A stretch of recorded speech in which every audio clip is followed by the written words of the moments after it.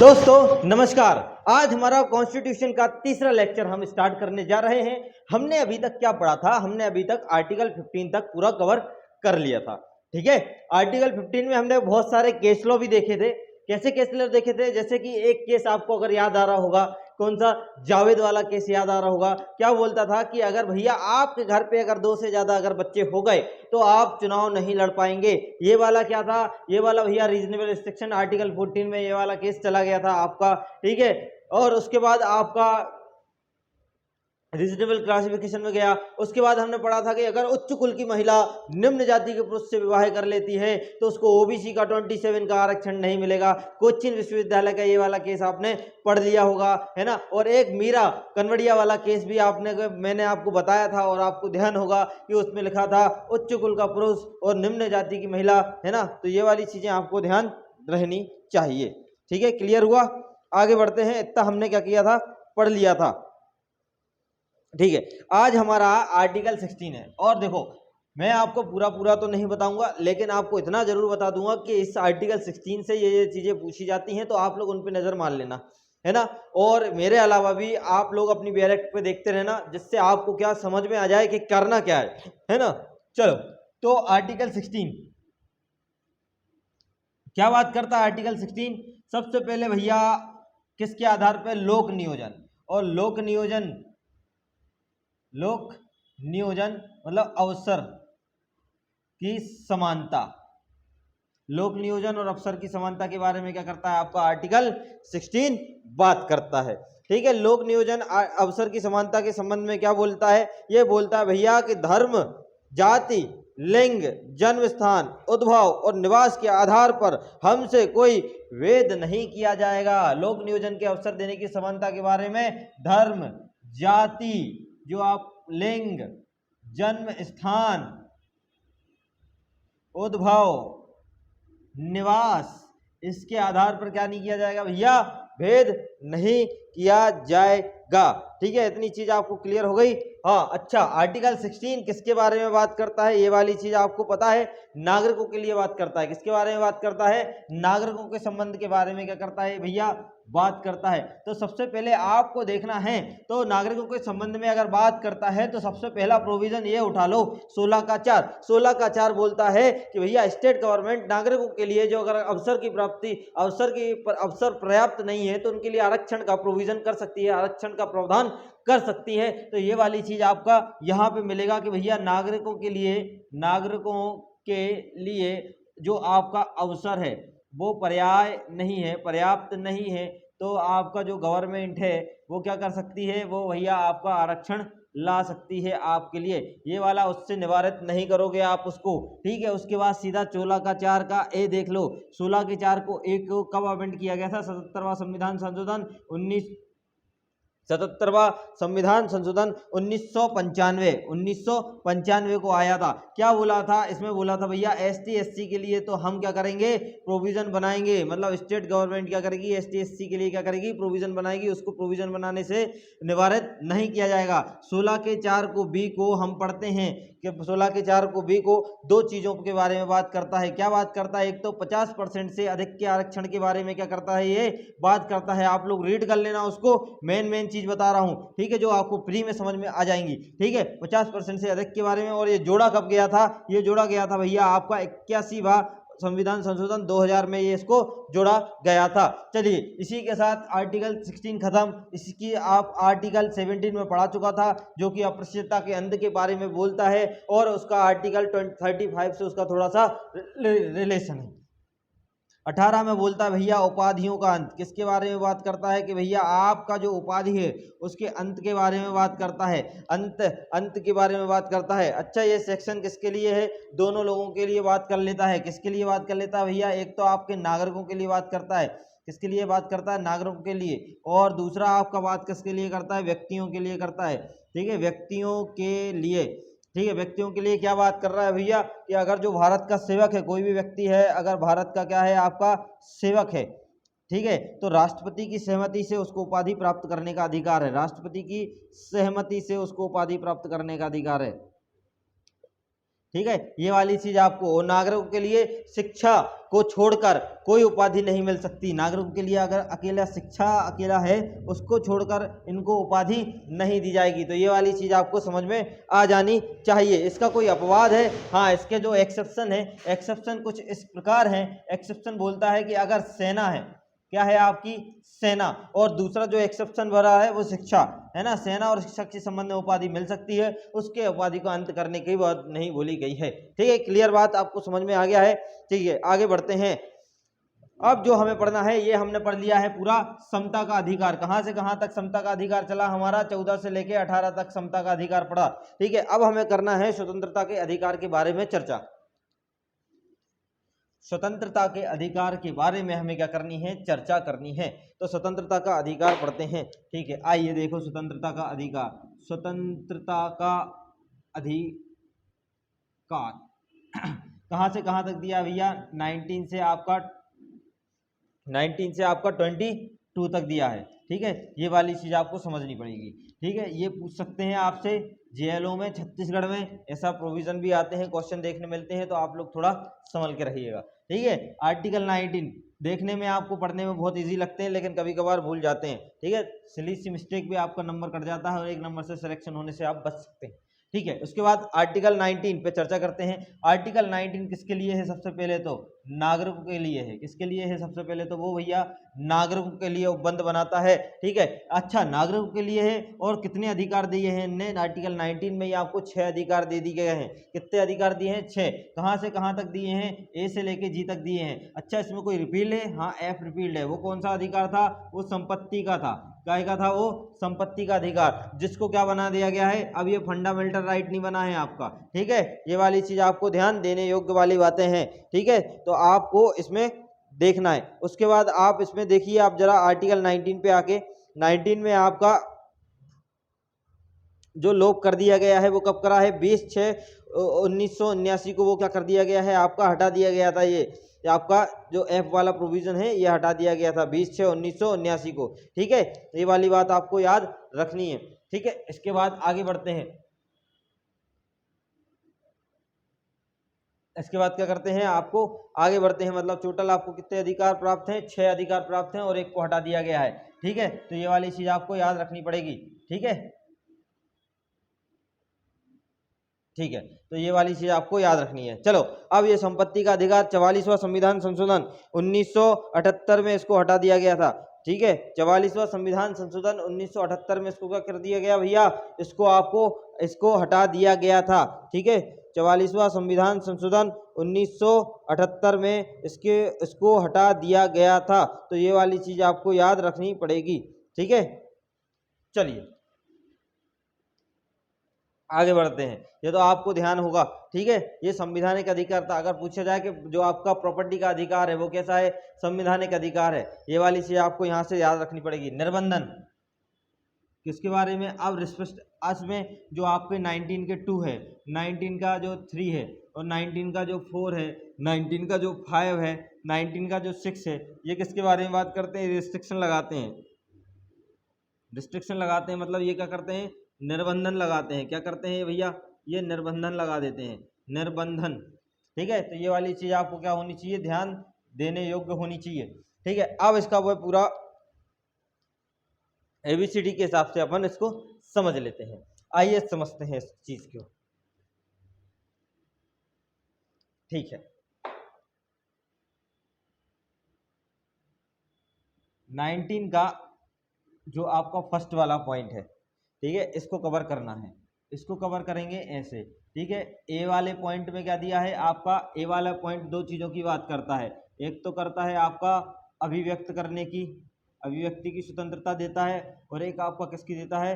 वाक की स्वतंत्रता देता है। मतलब वाक एवं अभिव्यक्ति की स्वतंत्रता के बारे में क्या बात करता है? ये आपका बात करता है। ठीक है, इसके बाद क्या है? इसके बाद आपका दूसरा बी पॉइंट सम्मेलन समामेलन करने का अधिकार के बारे में और निर्बंधन के अधिकार के बारे में बात करता है। ठीक है, तो बी पॉइंट जो आपका है वो समामेलन के बारे में बात करता है। समामेलन के बारे में बात करता है कि भैया हमें क्या करना? सम्मेलन करने का अधिकार है। अच्छा, इसका रिस्ट्रिक्शन कहीं दिया गया है क्या? इसका रिस्ट्रिक्शन दिया है ना, 19 के 3 में दिया गया है। अच्छा, इसका रिस्ट्रिक्शन दिया गया है क्या कहीं? इसका रिस्ट्रिक्शन दिया गया है 19 के 2 में दिया गया है। अच्छा ठीक है, ये कितने प्रकार के दिए गए हैं, अगर आप 19 का 2 जब भी देखोगे तो ये 9 प्रकार के आपको दिखने मिल जाएंगे वहां से। अभी इनके में से कॉमन चीजें भी देख लेंगे कि जिससे आपका क्या हो जाएगा, क्लियरिटी आपको आ जाएगी। ठीक है, उसके बाद जो सी पॉइंट है, सी में एक में तो वाक अभिव्यक्ति की स्वतंत्रता है, समामेलन की स्वतंत्रता है। सी वाले में बोलता है संघ और सहकारी संशोधन करने की स्वतंत्रता है। सोसाइटी मतलब संघ बनाने की और सहकारी सोसाइटी बनाने की क्या है आपको स्वतंत्रता के बारे में वो क्या करता है, बात करता है। ठीक है, तो ये वाली चीज, और इसका रिस्ट्रिक्शन आप कहाँ पढ़ोगे, 19 के 4 में आप पढ़ लोगे। ठीक है, ये वाली चीज है। उसके बाद आपका जो डी पॉइंट बात कर रहा है वो क्या बात करता है, संघ सहकारी सोसाइटी के बाद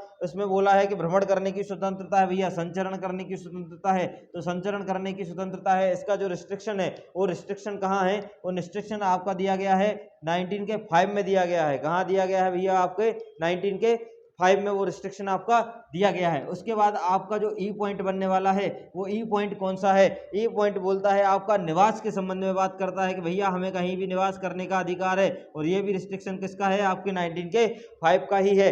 ठीक है, तो दोनों में कंफ्यूजन नहीं होना है। ठीक है, उसके बाद आपका ई के बाद एफ तो आपका क्या है, रिपील्ड हो गया है। एफ के बाद आपका जो जी बनता है वो जी किसके बारे में बात करता है, ये जी बात करता है आपका वृत्ति और व्यापार के बारे में। किसके बारे में, आपका वृत्ति और व्यापार के बारे में बात करता है। किसके बारे में, व्यक्ति और व्यापार के बारे में बात करता है कि आपको ट्रेड करने की, व्यापार करने की, प्रोफेशन करने की पूरी स्वतंत्रता है। और आपका जो रिस्ट्रिक्शन दे रहा है वो 19 के 6 में दे रहा है। ठीक है, अब ये उल्टा चलते हैं, यहीं से खत्म किया है ना, तो यहीं से देखते हैं ये किसके आधार पर रिस्ट्रिक्शन कर रहा है। ये बोल रहा है भैया हम क्वालिफिकेशन, जो क्वालिफिकेशन जो है आपकी क्या है, हम बोल रहे हैं क्वालिफिकेशन। अगर आपको बिजनेस करने के लिए तो जरूरी होती है ना, बिजनेस करने के लिए किसी की भी क्वालिफिकेशन जैसे कहीं मांगते हैं, तो जैसे कि किसने डिसाइड कर दी है, आपके राज्य ने बोल दिया है, राज्य ने क्या कर दिया, डिसाइड कर दिया कि भैया अगर आपको व्यापार करना है, आपको प्रोफेशनल व्यापार करना है, आजीविका का निर्धारण करना है, तो उसका अधिकार है। लेकिन कुछ क्वालिफिकेशन अगर स्टेट ने बोल दी तो आपको क्या करना पड़ेगा, करना ही पड़ेगा ये वाली चीज। तो 19 के 6 में ये वाली चीज समझ में आ रही। 19 के 5 में तो आपका निर्बंधन है, वो कैसा रिस्ट्रिक्शन है, ये रिस्ट्रिक्शन जो होना चाहिए, ये होना चाहिए भैया रीजनेबल। कैसा होना चाहिए, ये भी रीजनेबल होना चाहिए। ये जो रिस्ट्रिक्शन होना चाहिए ये रीजनेबल होना चाहिए। ये वाला मतलब राज्य अगर नियम बना दे निवास और संचरण के संबंध में, कौन अगर स्टेट आपका क्या बना दे, रूल बना देता है कोई, तो वो रीजनेबल होना चाहिए। पहली चीज, सहकारी सोसाइटी के निर्बंधन के संबंध में अगर मैं बात कर लूँ तो आप लोग देख लेना इसका भी, और इसके भी समाधान का संबंध में देख लेना, इसको भी देख लेना। मतलब ये दो चीजें थी आपको समझने लायक थी, जो कि आपसे प्री में पूछी जा सकती हैं। इसका एक केस अगर मैं बोलूँ तो ओम प्रकाश वर्सेस यूपी का केस, अगर आपको याद होगा कि अंडा मांस बेचने से क्या लगाई थी, स्टेट गवर्नमेंट ने रोक लगा दी थी। क्यों लगा दी थी, क्योंकि ये हरियाणा में जाके जो भगवान के आसपास जो दुकानें होती हैं ना, उसके बीच में वो अंडा मांस भेज रहा था। ठीक है, तो इस संबंध में आपको क्या, साधारण जनता के हित के संबंध में क्या करता है, आप रीजनेबल रिस्ट्रिक्शन आप लगा सकते हो। अगर साधारण जनता का हित का अगर संबंध है, जब आप उसको पढ़ोगे पूरे को तो आपको समझ में आ जाएगा। ठीक है, तो ये हरिद्वार केस के नाम से जाना जाता है। किसके नाम से, हरिद्वार केस, है ना। इससे आप याद कर लेना कौन सा, ओम प्रकाश वर्सेस यूपी का केस है। ठीक है, इसमें और क्या पढ़ने लायक है, इसमें पढ़ने लायक चीजें हैं। आपका जो निर्बंधन है, निर्बंधन किसके आधार पे है, चाहे वो आपका ए के आधार पे है, बी के आधार पे है, सी के आधार पे है। इसमें जो निर्बंधन वाली भाषा बोली गई है ये आपको याद होनी चाहिए। भारत की एकता अखंडता और संप्रभुत्ता,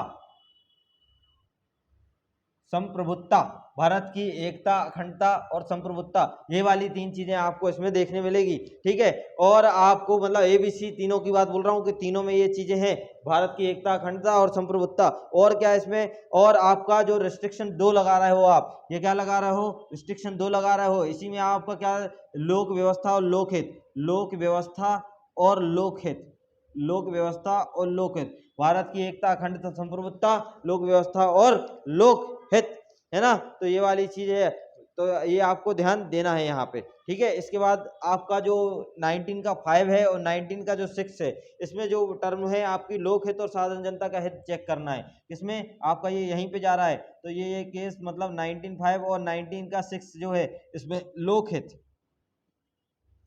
और लोक व्यवस्था, के संबंध में आप क्या लगा सकते हो, रिस्ट्रिक्शन लगा सकते हो। ठीक है, ये वाली बात बोली गई है। ठीक है, इसके बाद खत्म करें, इसके बाद आपकी साधारण जनता के हित के बारे में बात है। ठीक है, आ जाइए आगे। 19 आपका कवर हो गया। ठीक है, अब आर्टिकल 20, आर्टिकल 20 किसके बारे में बात करता है? सबसे पहले तो क्वेश्चन यही आपको जानना है। ठीक है, जो कि मैंने लिस्ट बनवाई थी, आप लोग प्रीवियस वीडियो देखना तो आपको लिस्ट मिल जाएगी कि नागरिकों के लिए कौन कौन से आर्टिकल हैं और व्यक्तियों के लिए कौन कौन से आर्टिकल हैं, तो आपको क्लियर हो जाएगा। ठीक है, आर्टिकल 20, आर्टिकल 20 क्या बात करता है? आर्टिकल 20 भैया बात कर रहा है, वो बात कर रहा है कि भैया किसके लिए, सबसे पहले तो ये आपको याद रखना है, इसमें 3 आर्टिकल जो 20 है, जो आपको सबसे पहले तो व्यक्तियों के लिए है। किसके लिए है? ये व्यक्तियों के लिए है। इसमें 3 सिद्धांत हैं। कितने सिद्धांत हैं आर्टिकल 20 में? 3 सिद्धांत हैं। मतलब अपराधों के दोष सिद्धि के संबंध में संरक्षण के बारे में बात कर रहा है। इसके बारे में कि भैया अपराध की अगर कोई दोष सिद्ध हो गया है, कोई व्यक्ति कन्विक्ट हो गया है उस ऑफेंस में, अब उसको दोबारा पनिश किया जा सकता है कि नहीं किया जा सकता? क्या वह व्यक्ति स्वयं के खिलाफ गवाही दे सकता है क्या नहीं दे सकता, है ना? तो ये वाली चीजें आपको ध्यान देनी है। मतलब इसमें 3 सिद्धांत आपके मिलने वाले हैं। पहला जो मिलेगा आपको फर्स्ट क्लॉज में, वो पहला फर्स्ट क्लॉज में क्या मिलने वाला है? वो बोला जाता है x post facto law. X post facto law मतलब पहला वाला जो आपका है एक्स पोस्ट फैक्टो लॉ, मतलब ये कौन सा कहलाता है? कार्योत्तर विधि का सिद्धांत के नाम से जाना जाता है। पहला वाला क्या जाना जाता है? कार्योत्तर विधि का सिद्धांत। और ऐसे ही आएगा, भले अंदर का आप पढ़ो नहीं पढ़ो वो उससे मैटर नहीं करता। कार्योत्तर विधि का सिद्धांत आपसे डायरेक्ट पूछा जाएगा और आपसे क्वेश्चन पूछा जाएगा। ठीक है, वही समय जिस समय अपराध के लिए तब तक दोष सिद्ध नहीं ठहराया जाएगा जब तक उसने ऐसा कार्य करने के लिए अपराध के रूप में अधिरोपित या प्रवृत्ति विधि अतिक्रमण नहीं कर दी गई हो। मतलब सीधी सीधी बात, किसी व्यक्ति को तब तक दोष सिद्ध नहीं किया जाएगा जब तक कि वह लॉ द्वारा उसने क्या लॉ ने उसको क्या नहीं माना हो, उस ऑफेंस को, उसके एक्ट को क्या नहीं माना हो, पनिश ना माना हो। तो ये वाली चीज आपको पहली चीज याद रखनी चाहिए। ये तो 00 पार्टी आपको बहुत देखने मिलती है। सीआरपीसी भी अगर आपने पढ़ा होगा तो 00 पार्टी आपको देखने मिलेगी। दोहरे दंड से संरक्षण बोला जाता है इसको। क्या बोला जाता है भैया? दोहरे दंड से संरक्षण के बारे में बात करता है ये वाली चीज। ठीक है, और आपका तीसरा जो बात करता है सब क्लॉज, वो क्या बात करता है? वो करता है आत्म अभिसंशय का सिद्धांत।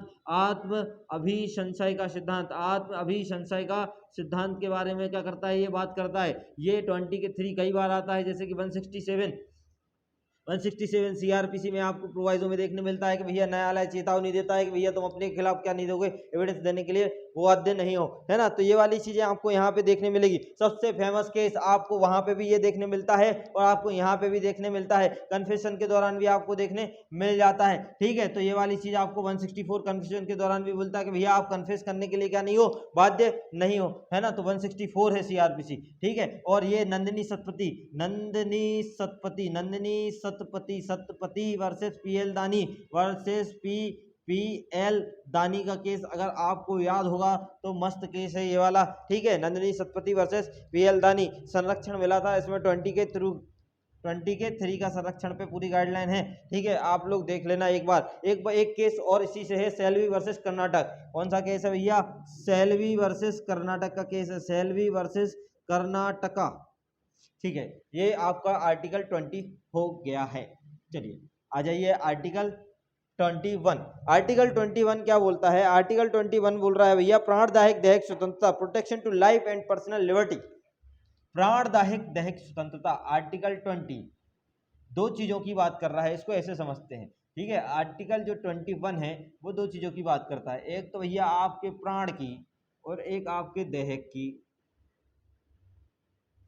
इन दोनों की स्वतंत्रता संरक्षण का आपको अधिकार दिया गया है। ठीक है, ये वाली चीज। अब इसमें आप पूछोगे कि भैया सर ये क्या चल रहा है? तो किसी व्यक्ति को अपने प्राणदायक दैहिक स्वतंत्रता को विधि द्वारा स्थापित प्रक्रिया के अनुसार वंचित नहीं किया जाएगा, अन्यथा नहीं। मतलब प्रोहिबिटेड एस्टैब्लिश्ड बाय लॉ जो आपका पूछा जाता है, विधि द्वारा स्थापित प्रक्रिया, विधि द्वारा स्थापित प्रक्रिया। फ्री में पूरी लाइन आती है, ये क्या आती है? पूरी लाइन आ जाती है आपसे पूछने के लिए और पूछा जाता है भैया ये कौन से आर्टिकल में है। ठीक है, इसमें जो लैंडमार्क, अगर मैं केस की बात बोलूं कि भैया लैंडमार्क केस कौन कौन से बनने वाले हैं इसमें, तो आपको अगर मैं बोलूं लैंडमार्क केस कौन कौन से बने हैं, तो आप तो पूरा लिंक आप ऐसा कर लीजिए। एक लिखिए आप कौन सा? पी रति राम का केस, पी रति राम पी रति राम का केस लिख लीजिए। दूसरा आप केस लिख लीजिए ज्ञान कौर का केस लिख लीजिए। किसका केस लिख लीजिए? ज्ञान कौर का केस लिख लीजिए। तीसरा आप केस लिख लीजिए ए के गोपालन। किसका? ए के गोपालन। चौथा केस आप क्या लीजिए? मेनका गांधी का केस लिख लीजिए। मेनका गांधी का केस लिख लीजिए। जो पांचवा केस कौन सा लिख लीजिए आप? अरुणा राम सागवान का केस लिख लीजिए। अरुणा राम सागवान, अरुणा राम सागवान का केस लिख लीजिए। पी रति राम, ज्ञान कौर, ए के गोपालन, मेनका गांधी, अरुणा राम सागवान का केस लिख लीजिए। अब आएगा मजा। देखिए क्या है, पी रति राम और ज्ञान कौर दोनों किसके बारे में बात करते हैं? आपके एक एक्ट है प्रोसीजर एस्टेब्लिश बाय लॉ वाले, जो विधि द्वारा स्थापित प्रक्रिया, आईपीसी। ठीक है, आईपीसी में बोला गया है, और वो आपका सेक्शन कौन सा बन सकता है आपके दोनों का? 309 आपको ध्यान देना है। अभी इनके बारे में हम बताते हैं थोड़ा थोड़ा। ठीक है, इसके बाद ए के गोपालन और मेनका गांधी, ए के गोपालन और मेनका गांधी दोनों दैहिक स्वतंत्रता के बारे में बात करते हैं। किसके बारे में बात करते हैं? दोनों दैहिक स्वतंत्रता के बारे में बात करते हैं, पूर्ण प्रदान का। ठीक है, ये वाली चीज आपको याद रखनी है। इसके बाद जो आपका अरुणा सागवान वाला केस है, ये तो इच्छा मृत्यु के केस के नाम से जाना जाता है भैया। इसमें इच्छा मृत्यु है। ठीक है, क्या है आपकी? इच्छा मृत्यु, यूथेनेसिया। ठीक है, ये वाली आपको याद रखना है। ठीक है, यूथेनेसिया।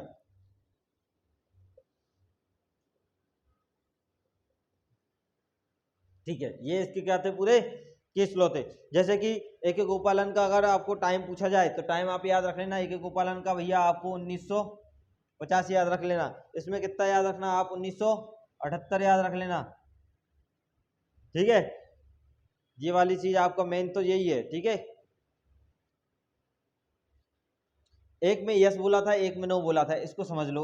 ये वाली यस और नो वाली कहानी क्या बोला गया था मेनका गांधी वाले केस में और एक गोपालन वाले केस में? कि भैया जीवन के संबंध में स्वतंत्रता के बारे में बात की गई थी। जीवन के संबंध में स्वतंत्रता के बारे में बात की गई थी, तो मतलब दैहिक स्वतंत्रता को लिमिटेड कर दिया। इसमें क्या कर दिया? इसमें लिमिटेड कर दिया, दैहिक स्वतंत्रता को लिमिटेड, और इसमें अनलिमिटेड कर दिया, मतलब एक्सटेंड कर दिया।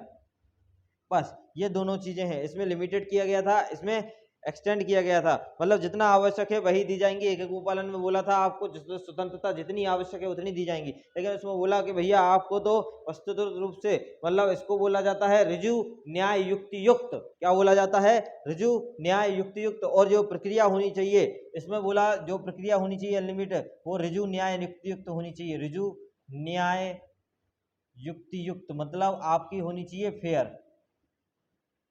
ठीक है, ये यहां से आपको इतना देखना है। ठीक है, अब एक क्वेश्चन आपको शायद से यहाँ पे, अब ये दो केस ये दोनों समझ लिए। ठीक है, अब यहाँ पे आया था आपका मरने का अधिकार। किसका अधिकार आया था भैया? आपका मरने का अधिकार आया था। किसका अधिकार यहाँ से आया था? आपका मरने का अधिकार। किसका अधिकार भैया? मरने का अधिकार आया था। ठीक है, तो प्री रथी राम वाले केस में बोला था यस आप मर सकते हो, और आपका ज्ञान सिंह कौर में बोला था नो आप नहीं मर सकते हो। ठीक है, और इनका अगर डेट पूछा जाए तो पी रथी राम वाले का डेट आपको लिखना है। आप लोग लिख लो पी रथी राम वाले का डेट जो आपका है वो आपका ज्ञान कौर का लिख लो। पी रथी राम का आप लोग बता देना। ठीक है, ज्ञान कौर का लिखा है मैंने, तो ज्ञान कौर का आपका 1956 वाला के 1996 वाला केस है। 1996 वाला ज्ञान कौर का। ठीक है, तो एक में बोला था यस, एक में बोला था नो। अगर इसमें बोला मरने का अधिकार है तो इसको क्या कर दिया गया था? इस वाले केस में अनकॉन्स्टिट्यूशनल कर दिया गया था। अनकॉन्स्टिट्यूशनल कर दिया गया था। और इसमें बोला गया था नहीं है तो नहीं है, खत्म बात। ठीक है, समझ में आएगी बात? ठीक है, अब आइए अपन सीधे सीधे आगे बढ़ते हैं। ठीक है, और अच्छा 21 के पूरे केस लो की लिस्ट देख लो एक बार, है ना। तो ये तो मेन लैंडमार्क हो गए आपके। और क्या पूछा जाता है इसमें? तो भैया जीने का अधिकार है, मरने का अधिकार है, चिकित्सा का अधिकार है, हथकड़ी पहनाने का, बचाने का, हथकड़ी से पहनाने का बचा कर रखने का अधिकार है, स्पीडी ट्रायल का अधिकार है। ठीक है, जो भी अधिकार हैं उनके क्या केस लो हैं, तो उनके केस लो कुछ इस तरीके से आपकी लिस्ट ऐसी बनेगी। कैसी बनेगी? देखिए आप, पहला तो चीज आप नवीन जिंदल का लिख लीजिए। क्या लिख लीजिए? नवीन जिंदल। नवीन जिंदल तो आपको पता ही है भैया, झंडा, तो झंडा फहराने का अधिकार। ठीक है, दूसरा नवीन जिंदल के बाद आप एम.एच. हॉस्कर का केस लिख लीजिए। एम.एच. हॉस्कर का केस, एम.एच. हॉस्कर वाला केस आपको अगर अच्छे से पता होगा, वो बोलता है लीगल एड, लीगल एड, वो भी कैसी? फ्री लीगल एड, है ना। ठीक है, चलिए आपको एम.एच. होस्कर हो गया। उसके बाद आपका परमानंद कटारा, परमानंद कटारा भैया, ये परमानंद कटारा बोलते हैं। हम आपको क्या करेंगे, चिकित्सीय अधिकार देंगे, चिकित्सीय अधिकार है आपको, ठीक है, ये वाला सब आपका इसमें आएगा, ठीक है। उसके बाद हुसैनारा खातून वर्सेस बिहार राज्य, हुसैनारा खातून वर्सेस बिहार राज्य, बिहार राज्य, उसके बारे में बात करता है आपका ये वाला। क्या बोलता है, स्पीडी ट्रायल के बारे में क्या करता है वो भैया, आपका बात करता है, ठीक है। इसके बाद आपका देखना है लता सिंह, ये छत्तीसगढ़ में पूछा गया था, है ना, लता सिंह, ठीक है, Lata Singh versus state of UP, Lata Singh versus state of UP, right to marriage, ठीक है। आपका दो और केस कौन सा बचा, चमेली देवी का केस आपको याद ही होगा, चमेली देवी, ये भी याद रख लेना। और आपका केस कौन सा हो सकता है, ये आश्रय का अधिकार, चमेली देवी मतलब आश्रय का अधिकार, ठीक है, ये वाली चीज भी आप याद रख लेना। उसके बाद आपको क्या याद रखने की जरूरत है, आपको सुदान सिंह का केस याद रखने की जरूरत है। और क्या, ओल्गा टेलिस वाला आप याद रखना, फुटपाथ पर व्यापार, ओल्गा टेलिस, ये बोलता भैया हम क्या करेंगे, फुटपाथ पर क्या करेंगे, व्यापार करेंगे, फुटपाथ पर व्यापार के बारे में क्या बात करता है आपका, ये बात करता है। तो ये ओल्गा टेलिस का आप याद रख लेना, ठीक है, क्लियर हुआ, ठीक है। अब बढ़ते हैं 21, आर्टिकल 21A, आर्टिकल 21A जो कि क्या बात करता है आपका, आर्टिकल 21A शिक्षा के अधिकार के बारे में बात करता है। और ये रैंडमली आपसे पूछा जाता है, ठीक है, क्या पूछा जाता है कि भैया आर्टिकल का जो आपका 21A है ये किसके बारे में बात करता है, तो ये आपका शिक्षा के बारे में बात करता है, आपको शिक्षा के अधिकार के बारे में बात करता है, ठीक है, सीधे सीधे आपको, ठीक है, ये वाली बात आपको ध्यान होनी चाहिए। इसका एक लैंडमार्क केस आप तो क्या कर लेना, सीधा सीधा याद कर लेना, कौन सा, उन्नी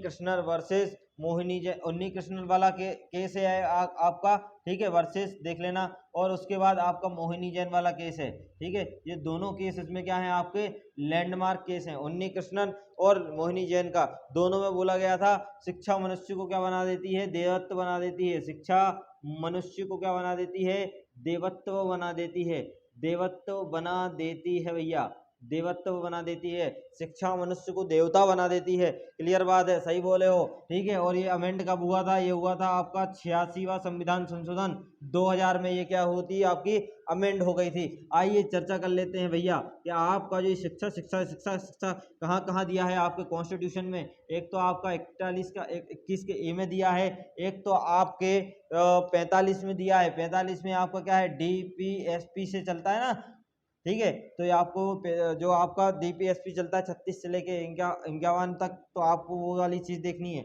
और कहाँ देखने मिलता है, 51 के में भी आपको देखने मिलता है ABCD वाला, ठीक है। तो अब इसमें दोनों में क्या बताई, इसमें भैया आपकी भी ड्यूटी है, इसमें भी ड्यूटी है, इसमें भी ड्यूटी, इसमें ड्यूटी किसकी है, आपके माता पिता की ड्यूटी है, किसकी ड्यूटी है, माता पिता की। इसमें ड्यूटी किसकी है, स्टेट की ड्यूटी है। और इसमें ड्यूटी किसकी है, ड्यूटी है क्या इसमें, ठीक है, इसमें आपको यही बात रखना है, ठीक है। इसमें आपका राइट है, ड्यूटी नहीं है, ये क्या है आपका राइट है।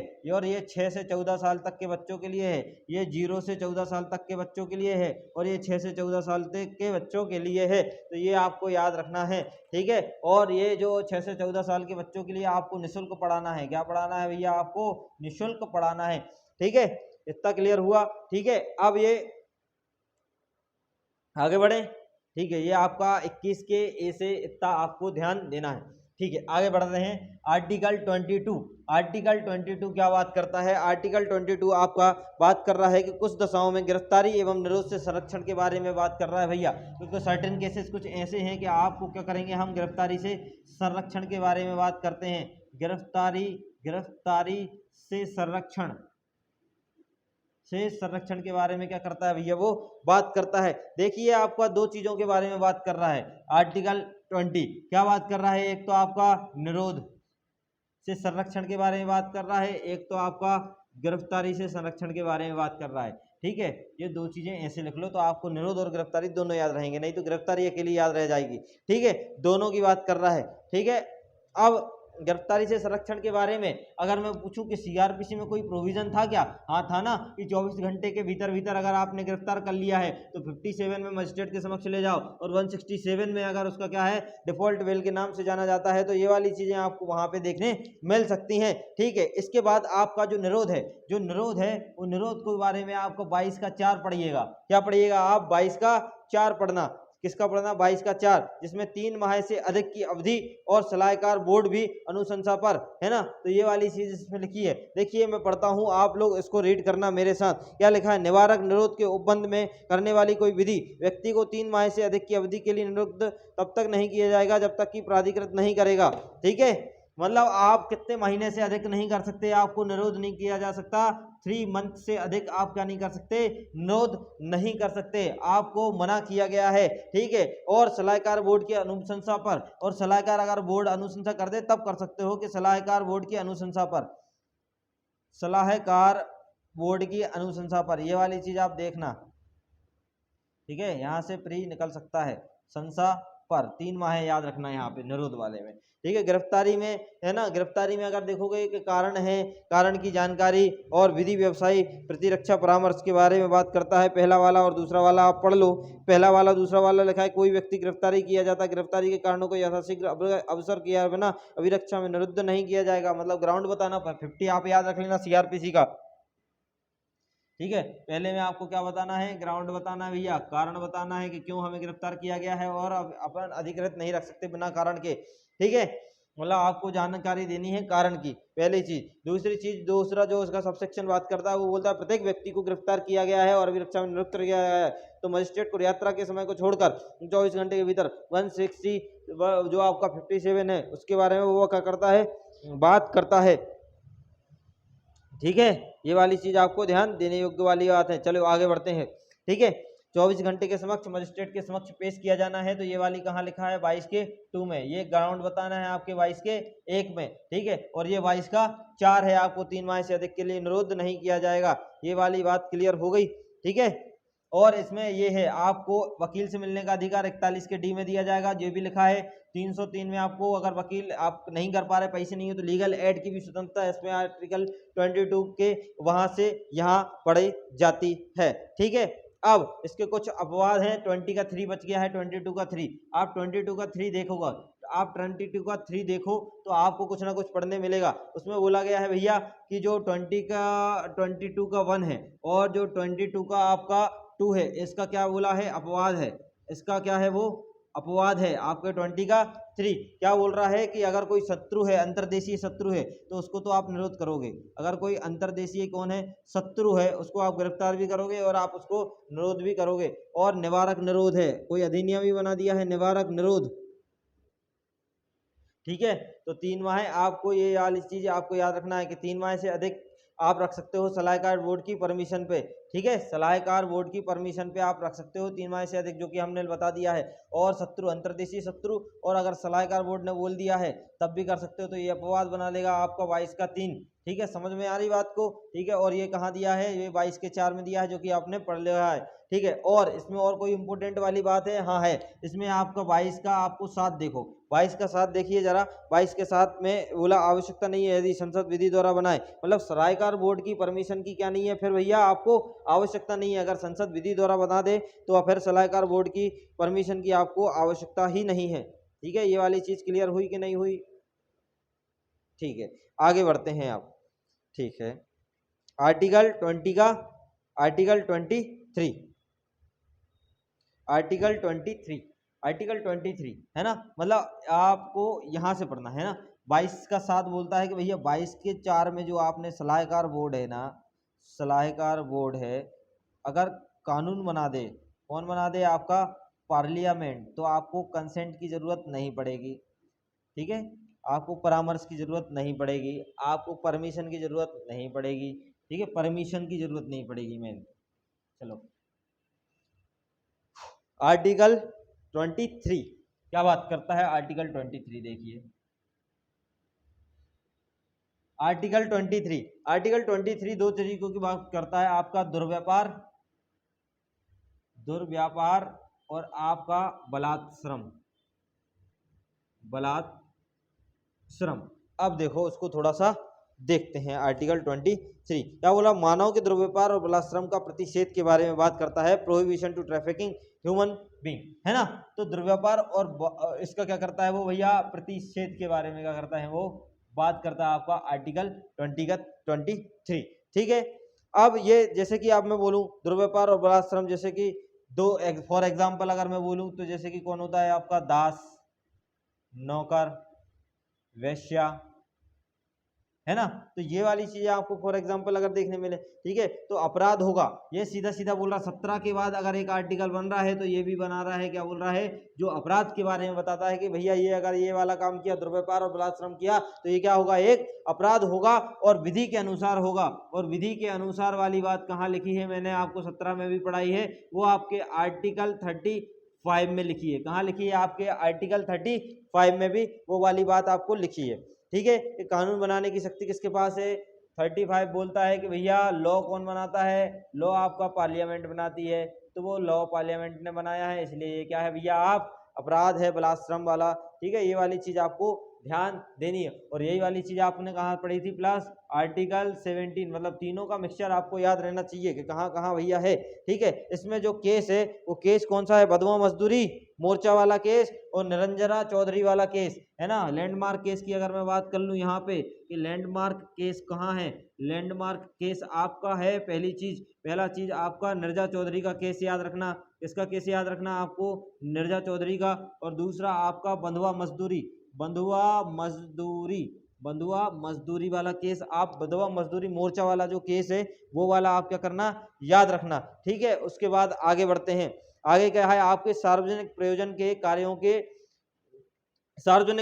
के राज्य कार्य करा सकती है। मतलब सार्वजनिक प्रयोजन के लिए क्या करा सकती है, राज्य कार्य करा सकती है। इसका जो आगे का नेक्स्ट पार्ट है आर्टिकल 23। ठीक है, आर्टिकल 23 क्या बोलता है, राज्य किसी भी लिंग के आधार पर क्या नहीं करेगा, भेदभाव नहीं करेगा। धर्म, मूल, वंश, जाति, वर्ग के आधार पर भी क्या नहीं करेगा, भेदभाव नहीं करेगा। मतलब इसके अलावा भी आपको ध्यान रखना है कि आर्टिकल 23 में बोला है कि जो राज्य है वो किसके आधार पर, लिंग के आधार पर भेदभाव नहीं करेगा। पहली चीज तो भेदभाव नहीं करेगा। और आपको क्या नहीं करेगा, धर्म, मूल, वंश, जाति के आधार पर भी क्या नहीं करेगा, वो भेदभाव नहीं करेगा। मतलब सार्वजनिक प्रयोजन के लिए आपको अवसर देने वाला कौन है, आपका स्टेट है। चलिए आज की क्लास हम यहीं खत्म करते हैं। तो कल आर्टिकल 24 से हम स्टार्ट करेंगे और कल कोशिश करेंगे कि आपकी फंडामेंटल राइट पूरे खत्म हो जाए। इसी के साथ मिलते हैं। नमस्कार, शुक्रिया, धन्यवाद।